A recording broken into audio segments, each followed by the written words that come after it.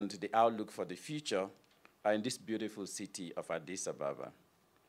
With this packed room and people standing up, it's already testimony to the interests we all have to see Africa continue on this trajectory of improving performance in macroeconomic policy management, public financial management, and growth, achieving the position of second amongst all the world regions. And actually, when you look in depth, as you will see in the report, you will find that even the first is just because of historical path dependency. If you look at the performance of the continent this year that we are looking at, Africa has really outperformed most of its other comparators in the world. So my presentation will run through this amazing demonstration of resilience and capacity to grow, even in the midst of global challenges that we are also going to talk about by African heads of states and government. And I want to start with saying, let's give them a big round of applause. Then we will look at the recent dynamics in Africa's macroeconomic fundamentals, a lot of which my sister, VP Nena, has already touched on. But more importantly, we look at the key tailwinds in the global economy that we need to harness as policymakers, as business owners, and as Africans. And also the headwinds we need to be aware of and manage in terms of the risks, downside risks that face the global economy and Africa's economy as we go forward. And then expound a little bit more on the policy recommendations which VP Nena has already mentioned. On the left here, you will see the growth performance of the continent since 2021. That red line there represents Africa's real GDP growth, estimated this year at 3.2%, slightly above the 3.4% we had in 2023, but definitely looking forward, we see that we estimate it will rise to 4.1% in 2025 and 4.4% in 2026.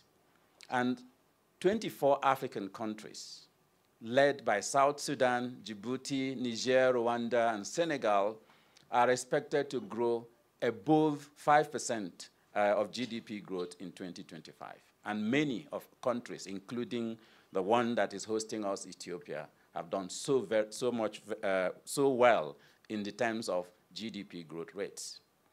Among the 20 fastest growing economies in the world this year, 12 of them are African. And Africa's GDP, even though it's growing at this high percentage rate, we also have to point out that it's not sufficient in terms of the quality of growth to create the amount of jobs we require in Africa, or also to break the endemic abject poverty, the vicious cycles of poverty that we have. And why is that? While Africa's population, real GDP is growing, the population is also growing.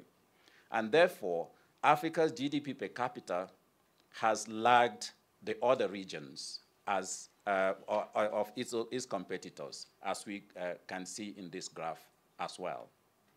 So here, you see that the GDP per capita growth, even though it's going to double in the year 2025 and also increase further in 2026, this year it only increased by 2 percentage points, from 0.7% to 0.9%.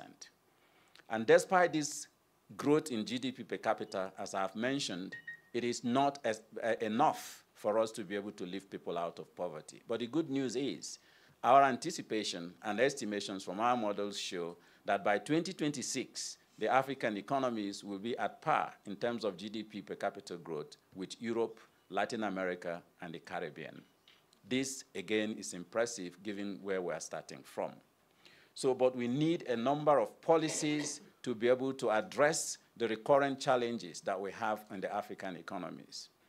Another key point to make is that we have regional variations in the growth. That first aggregate picture does not paint the picture in all the countries. There are a number of individual countries in Africa that has been growing above the required 7%, in several years, including in 2024. But the winners here for us will be East Africa. The Eastern Africa region, due to deep economic reforms that has been implemented, but also diversification of economies and so on, has grown rapidly. So the only region that did not see a recession during COVID-19, and since then, as you see in that graph, has continued to have an upward growth consistently. But another region I want to highlight is Southern Africa region. The Southern Africa region has been one of a concern because of the structural issues in South Africa that had dragged down the growth rates in that region of the country, of the continent. But today, we can see that last year and this year and next year is actually beginning to double the rate of growth in Southern Africa region, again because of a number of reforms that has been implemented. But other regions, West Africa, Central Africa, and North Africa, are also doing very well in terms of the growth trajectory being in the positive direction. Not for West Africa, a lot because of rebounding growth due to reforms that has been implemented by the current Nigerian government, the largest economy in that region. But we still have challenges in the macroeconomic fundamentals of the continent.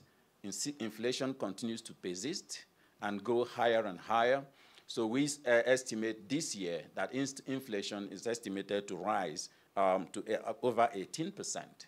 But in 2026, we are going to see, in 2025, it's going to come down to 12.6%, as already presented by VP Nenna.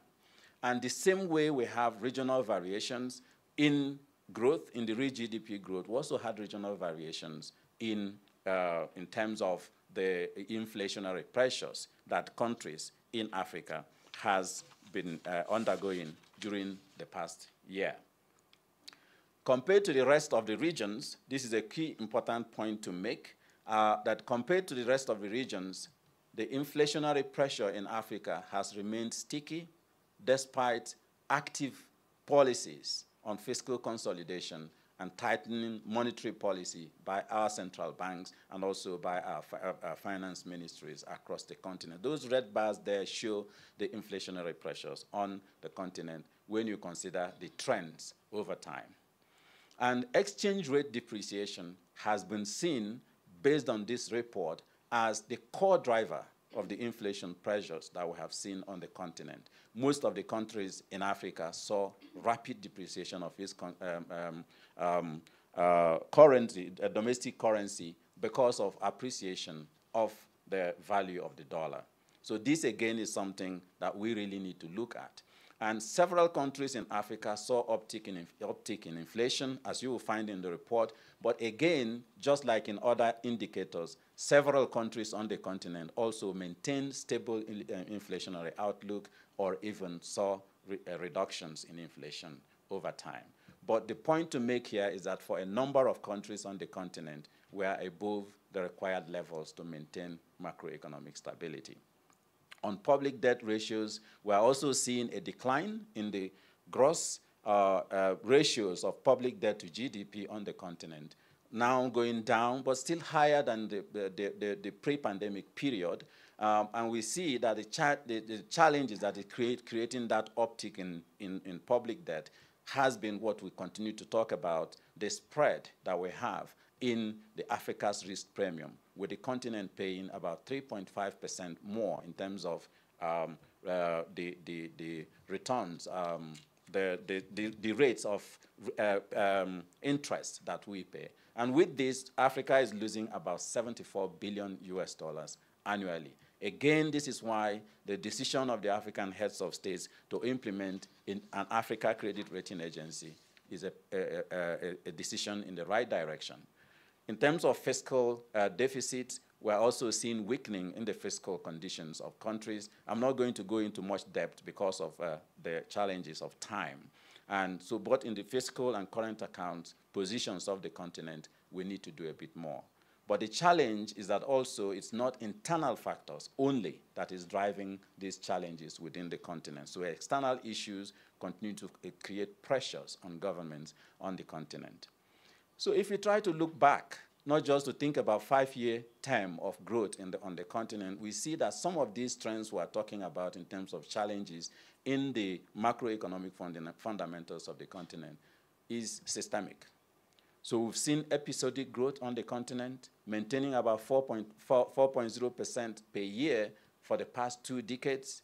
But we also see that this growth rate, despite being impressive, and we're saying it's second among the other regions, is not enough to create jobs or lift people out of poverty.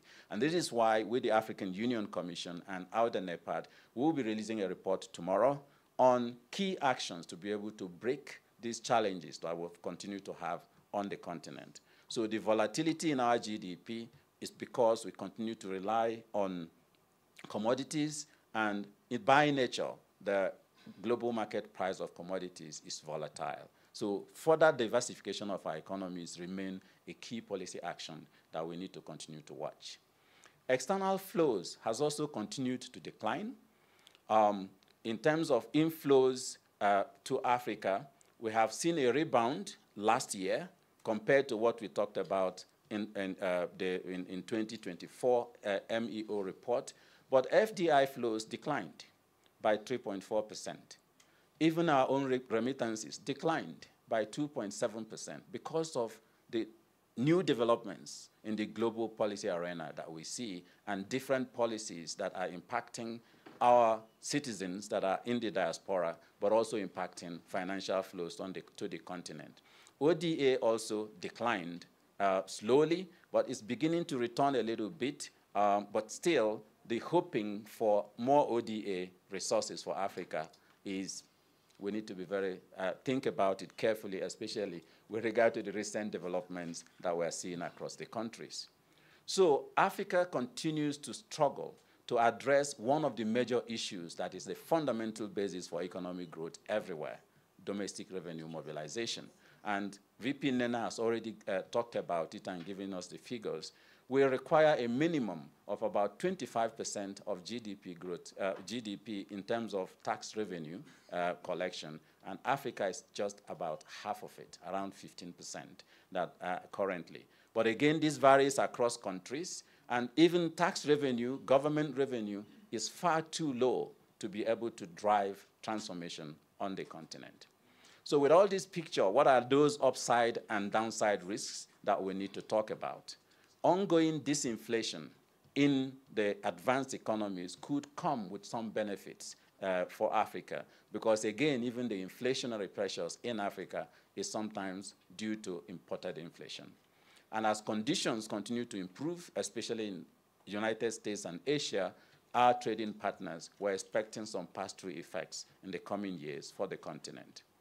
Continued fiscal consolidation efforts can also bring some benefits or disbenefits, consolidation in the developed countries, but also in Africa could bring some benefits or disbenefits depending on how within the continent we marry our fiscal and monetary policy to ensure that the monetary policy stance is not going to be hurting growth, SME development, and general productivity increments within the continent. Now, we have seen successful debt treatments in some African countries, and that has led to better fiscal prudence amongst countries, and that's part of why we're seeing the debt to GDP ratio coming down. So if we continue in that effort and even do preemptive debt treatment and debt restructuring, not waiting for when we get into debt default risk, then we will be able to continue to improve the fiscal position of our countries. But stronger growth in the United States and Asia are two key areas that is supposed to be upside risks for Africa in terms of being tailwinds that can help Africa to move forward. But again, looking at recent developments in the United States, even that we need to be very careful about. Now, thinking through, lines between effects on citizens, but also effects on businesses as we make those policies going forward.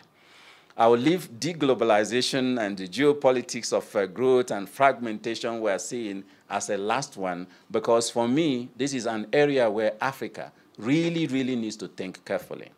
We all know that the global financial architecture has not been favorable to the continent, but even that global financial architecture is dismantling itself. So what do we do as Africans in order to position ourselves in this time of crisis so that we achieve what our veteran Kofi Annan always said, not to let any time of crisis go to waste? So we need to think carefully about how, when we're hearing friendshoring, reshoring, America first, and all the other first, how we also put Africa first. So we need to think very carefully about such policies that will improve regional economic integration and improve macroeconomic prudence in Africa and boost regional trade, regional productivity, manufacturing, and others. But there are several policies we have indicated that to address this particular risk that you will see in the reports. But these geopolitical tensions and global and regional conflicts also has a lot of pass-through effects to Africa. And again, for me, the solution to that is very clear. Our heads of states and government, for example, have already agreed on the Africa Continental Free Trade Area Agreement. We need to stop having discussions on ACFTA and just get it done. We don't have time, because time for technology transfer, the windows are closing. Time for capital flow into the continent, we are seeing continued decline if you continue to watch it. So while we still have time to build alliances, do our own friendshoring and reshoring, let's do it now and not continue to have discussions. But climate shocks also continue to be a systemic risk that affects the continent in two ways. We know that the physical impacts of climate change is costing Africa 5 to 15% of GDP per capita growth every year. This is huge, more than $7.5 billion every year, addressing climate adaptation and climate mitigation issues. But another point that is subtle is that interpretation and use of climate policy has become one of the major challenges and bottlenecks that is headwinds for financial flows coming into the continent, into critical productivity boosting sectors like energy. So we also need to think about just transitions and how we relate with climate policy in Africa and how we engage with the rest of the world to ensure that those regimes of policies are not used to upend growth on the continent. But the persistent inflationary pressures is something we have already talked about. So what are the key policy recommendations if we look at this picture that we have talked about? Macroeconomic policy reforms continue to remain an important and, in fact, a sine qua non for a necessary condition for growth to be sustained on the continent. We're doing well on GDP growth, and we can also even do much better. As you will hear tomorrow, there are key actions that if we continue to take, we will continue this path of upward growth and be able to reach that 7% mark required to break the vicious cycles of poverty on the continent.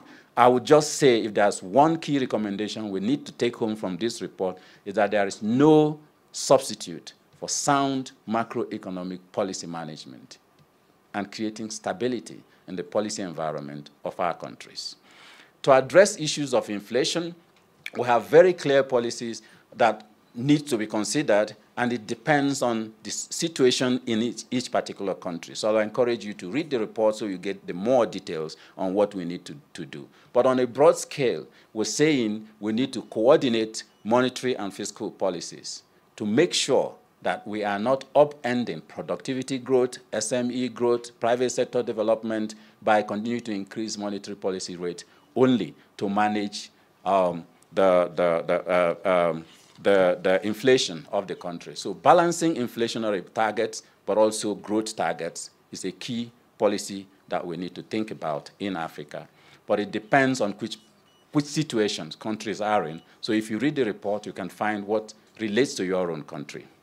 To address debt vulnerability and refinancing risks, there are several things that need to be done. But again, the continent is ahead of the pack. One of them is that Africa is the only continent that doesn't have a financial stability mechanism to address debt refinancing risks, which today is costing the continent about $10 billion every year for the next 10 years.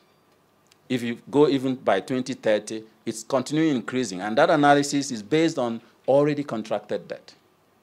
So with more fiscal pressures and additional debt that accumulation on the continent, that refinancing risk challenges will also continue to happen. So we need to focus on debt productivity instead of debt sustainability. Debt sustainability is important, but debt productivity is even more important, because if we think about the quality of debt and the returns to the debt, borrowing only for productive investments, then we turn our debt to a growth-enhancing investment rather than the issues of we continue to think about how to repay this debt. Because if you borrow to invest and the investments creates returns higher than the principal, you are in good business. So let's think about that. We also need to pursue preemptive debt restructuring.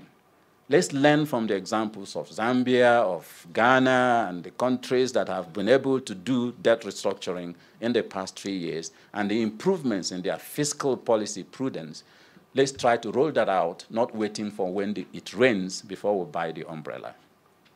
Accelerating capacity building in public financial management to ensure public prudence in the public finance management processes, from domestic revenue mobilization to budgeting to borrowing to macroeconomic fiscal policy management, is fundamental. And this is where, again, Africa is ahead of the pack. Under the leadership of President Adesina and the board of the African Development Bank Group, we've established the Public Financial Management Academy. We've also established what we call the Africa Debt Management Initiative Network, and also the Debt Management Forum for Africa, bringing all the stakeholders on managing debt and public financial management at all levels together to train, to provide technical assistance, and we're already seeing improvements that's happening in this. And then to address the current account deficit, we just need to strengthen the trade in manufactured goods, regional trade in manufactured goods. The proportion of trade, regional trade in manufactured goods in Africa today is about 6.3%. And this is 6.3% of about 15% of regional trade in Africa. It's too small. And we need to change the ACFTA to a platform that allows us to identify key potentials of particular countries in the continent where there's competitive advantage and also comparative advantage, and implement very clear policies that prioritizes Africa's goods and services. That's the only way to encourage production. So let's implement franchising, bringing foreign companies to come and invest in building those factories in Africa instead of extracting raw materials, but also let's implement what we have called preferred procurement policies for African countries to prefer Africa's products in order to create demand and make these things to go forward. We also need to accelerate domestic revenue mobilization, as we have already heard, broadening the tax base, improving tax administration through technologies and everything, but also let us focus on improving the social contract between governments and citizens. We find in our research that why we have that low rates of tax collection on the continent is mistrust between citizens and governments. What do you use my tax for? And because of that, we have high levels of implicit tax on the continent for people providing electricity for themselves, providing water for themselves, and even roads, some of the social services that should be taken care of by government. So by improving this social contract, we expect that the tax base can be increased. Other policy recommendations include structural reforms to improve business environment and accelerate the pace of diversification and manufacturing in Africa. We also need to invest in integrated productive infrastructure, building the roads, the rails that connects Africa in order to ensure that we can reduce the cost of intra-African trade, because businesses will only do business if they find the environment favorable and cost-effective. But we also need to rapidly increase natural capital accounting, beneficiation, and value addition. Again, we just released a report at Baku on measuring the green wealth of Africa, championed by President Sassou Nguesso and President William Ruto and President Adesina. We have done some work that tries to estimate if only Africa takes more seriously its natural capital, valuing it, both the stocks and the flows, including it in the systems of national accounts and therefore estimations of our GDP, and we'll find that for some countries, GDP could quadruple or even more. For Africa, it will add almost 50-something billion US dollars already if we only took into account carbon sequestration of forests. But there are so many ecosystem services for which we cannot already measure through natural capital accounting that is not yet being integrated in Africa's GDP. More so, we find that many of the systems of national accounts in Africa are outdated, which means that we're comparing apples and oranges when you put your GDP figure at par with the others who have a basket of instruments, of items that are measuring is much more than yours. Yours will be less. So investing in national statistics offices to ensure that they can be up to date in measuring our systems of in our systems of national accounts and rebasing GDP in this regard is a critical policy that can deliver immediate low-hanging fruits. But we need to also invest, create incentives and enhance the use of diaspora remittances. We find that diaspora remittances is the largest non-debt financing mechanism for Africa today. And for several decades, it has been. Today, we are saying it's declined, and it's declining to 95 billion US dollars, which is our FDI, ODA, portfolio investments is a fraction of that figure. But the challenge is that it's going into consumption smoothing. So the challenge to African countries is to create instruments that can securitize those remittances, enhance the use of diaspora bonds in mobilizing resources, build trust within this, with our diasporans outside, and create opportunities by building a more reliable and a stable policy environment to make them to even invest more. But through securitization, we can channel that to building human capital, creating businesses, and other things, basically financing Africa's development with Africa's own resources. I also urged reforms in the global financial architecture, both the debt architecture, but the capital markets, climate finance. We have already released reports showing that all these are actually, the resources are flowing in the reverse direction.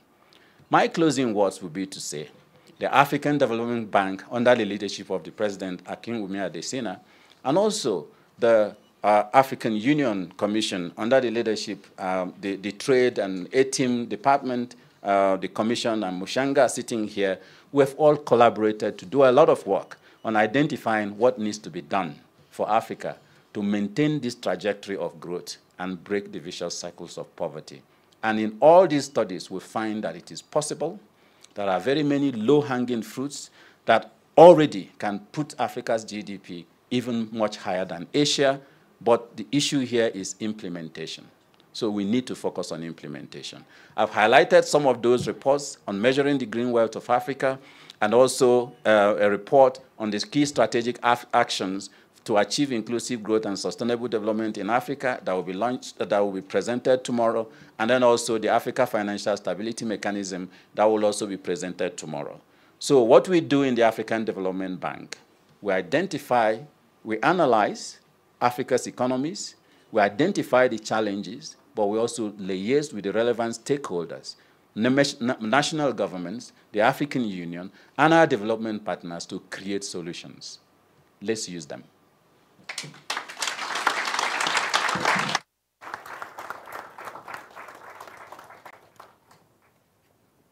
Thank you so much.